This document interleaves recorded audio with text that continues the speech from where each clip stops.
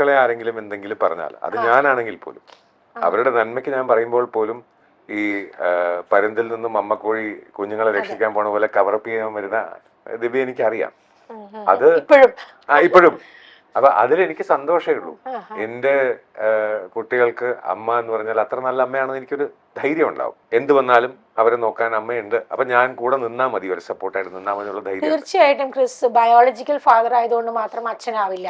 അതൊരിക്കലും അത് എനിക്ക് വിശ്വാസമില്ല. ഇല്ല, എനിക്കത് നന്നായിട്ട് അറിയാം. കാരണം ഞങ്ങള് കല്യാണത്തിന് മുന്നേ എന്റെ ഒരു സ്റ്റുഡന്റ് എന്നെ അപ്പാന്ന് വിളിച്ചിരുന്നത് അത് അത്രത്തോളം ആത്മാർത്ഥ. ഇപ്പോഴും അങ്ങനെ തന്നെയാണ്, അതിന് മാറ്റമൊന്നുമില്ല. അപ്പോ ഒരു ഫാദർ ഫിഗർ എന്ന് പറയുന്നത് മനസ്സുകൊണ്ട് അച്ഛനാവാൻ കഴിയണം. ഇപ്പോ എല്ലാ പുരുഷന്മാരുടെയും മനസ്സിനകത്ത് ഒരു അമ്മയും കൂടിയുണ്ട്.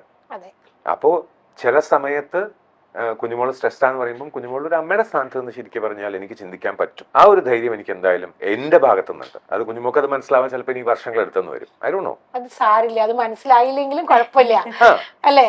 അപ്പൊ അതില് മക്കളെ പ്രൊട്ടക്ട് ചെയ്യുന്ന ആ അമ്മയ്ക്ക് എന്താണ് ആവശ്യം? ശരിക്കും പറഞ്ഞാൽ ഒരു സപ്പോർട്ട് മതി. അതായത് ദേ കണ്ടോ ഇവരിങ്ങനെ ചെയ്യുന്നു എന്ന് പറയുക. അതായത് മക്കൾ വലുതാവുമ്പോൾ അവർ മനസ്സിലാക്കില്ല അമ്മയ്ക്കെതിരെ സംസാരിച്ചു കഴിഞ്ഞാൽ അമ്മ തകർന്നു പോകുന്നുള്ളത്.